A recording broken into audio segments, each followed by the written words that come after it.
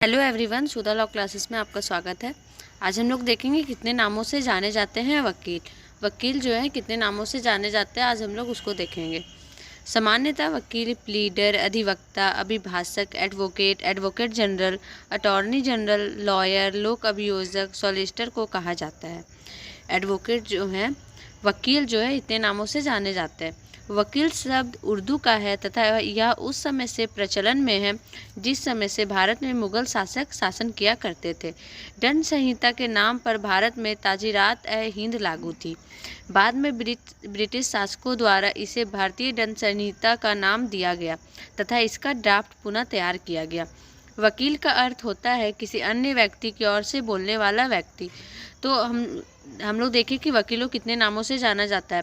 तो और वकील जो है वो शब्द है उर्दू का, और वह उस समय से प्रचलन है जब भारत में मुगल शासक शासन किया करते थे। और तब जो अभी हम लोग दंड संहिता बोलते हैं उसको भारत में क्या बोला जाता था? ताजीरात-ए-हिंद, उर्दू में से। बाद में जो क्या हुआ, ब्रिटिश शासक जो थे वो उसका नाम चेंज कर दिए, ताजीरात-ए-हिंद का नाम चेंज करके भारतीय दंड संहिता कर दिए, और इसका जो ड्राफ्ट है फिर से तैयार किया गया। और वकील का अर्थ होता है किसी अन्य व्यक्ति की तरफ से या और से बोलने वाला व्यक्ति। महान्यायवादी, हम लोग का 2 टॉपिक छूट गया था दोस्तों, महान्यायवादी और सॉलिसिटर। तो आज अभी हम लोग देख रहे हैं महान्यायवादी। अगर यही व्यक्ति जिसके पास लॉ की डिग्री है, एडवोकेट होने की क्षमता है और अगर यह केंद्र सरकार की तरफ से कोर्ट में उनका पक्ष रखने के लिए प्रस्तुत होता है तो वह महान्यायवादी बन जाता है। महान्यायवादी ऐसे व्यक्ति को बोला जाएगा जिसके पास लॉ की डिग्री भी है, एडवोकेट होने की क्षमता भी है, और ये जो है केंद्र सरकार की तरफ से उनका पक्ष रखने के लिए कोर्ट में प्रस्तुत होता है। तो वह क्या कहलाता है? महान्यायवादी बन जाता है या कहलाता है? संविधान के अनुच्छेद 76 के तहत भारत के महान्यायवादी पद की व्यवस्था की गई है। संविधान के अनुच्छेद जो 76 है उसके तहत जो है भारत में महान्यायवादी की व्यवस्था की गई है। इनकी नियुक्ति राष्ट्रपति द्वारा होती है। इनकी जो नियुक्ति होती है वो राष्ट्रपति द्वारा होती है। वह देश का सर्वोच्च कानून अधिकारी होता है। महान्यायवादी जो होता है वो देश का सर्वोच्च कानून अधिकारी होता है। उसमें उन योग्यताओं का होना आवश्यक है जो उच्चतम न्यायालय के किसी न्यायाधीश की नियुक्ति के लिए होती है। तो महान्यायवादी बनने के लिए वो योग्यताएं आवश्यक है जो उच्चतम न्यायालय में किसी न्यायाधीश की नियुक्ति के लिए होती है।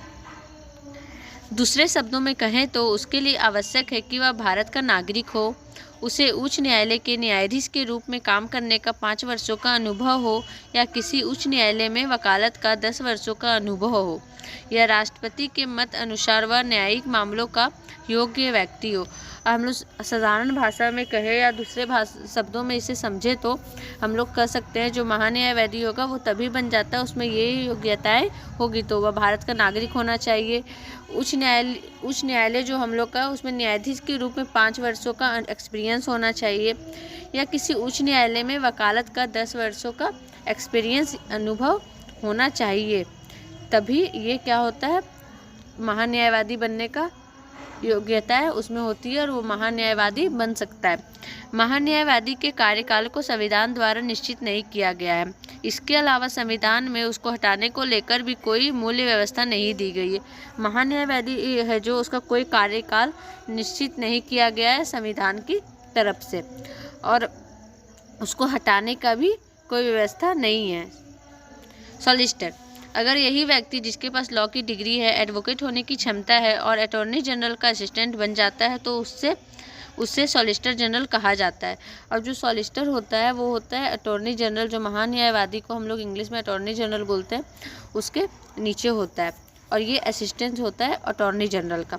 वह देश का दूसरा कानूनी अधिकारी होता है। जो सॉलिसिटर है वो देश का दूसरा कानूनी अधिकारी होता है, अटॉर्नी जनरल की सहायता करता है, और सॉलिसिटर जनरल को 4 अतिरिक्त सॉलिसिटर जनरल द्वारा सहायता प्रदान की जाती। जो सॉलिसिटर होता है वो तो अटॉर्नी जनरल के असिस्टेंस होता है और उसका सहायता करता है। और जो सॉलिसिटर जनरल के अतिरिक्त 4 और सॉलिसिटर होते हैं जो मेन सॉलिसिटर का सहायता करते हैं। भारत में अटॉर्नी जनरल की तरह सॉलिसिटर जनरल और विधि अधिकारियों नियम 1972 के संदर्भ में भारत में सॉलिसिटर जनरल सरकार को सलाह देते हैं और उनकी ओर से पेश होते हैं। जो भारत में सॉलिसिटर जो होता है वो हम लोग देखेंगे 1972 के संदर्भ में भारत में जो सॉलिसिटर जनरल होता है वो सरकार को सलाह देते हैं और उनकी ओर से पेश होते हैं। मतलब कहीं उनको कोर्ट में पेश होना हो तो वो सरकार की ओर से पेश होंगे। हालांकि अटॉर्नी जनरल के पद के विपरीत, जो कि भारत के संविधान के अनुच्छेद 76 के तहत संवैधानिक पद है, सॉलिसिटर जनरल और अतिरिक्त सॉलिसिटर जनरल के पद केवल वैधानिक है। अपॉइंटमेंट कैबिनेट समिति सॉलिसिटर जनरल की नियुक्ति करती है। जो अटॉर्नी जनरल का जो पद है उसके जस्ट ये विपरीत है। अटॉर्नी जनरल है उसको कोई निश्चित काल नहीं है, निश्चित समय नहीं है कि उनको इतना दिन तक वो रह सकते हैं, पर इनका समय है ये सब। और इसको और जो महान्यायवादी है उनको राष्ट्रपति नियुक्त करते हैं, उनकी नियुक्ति राष्ट्रपति करते हैं। पर सॉलिसिटर की नियुक्ति जो है अपॉइंटमेंट कैबिनेट समिति द्वारा किया जाता है। सॉलिसिटर की नियुक्ति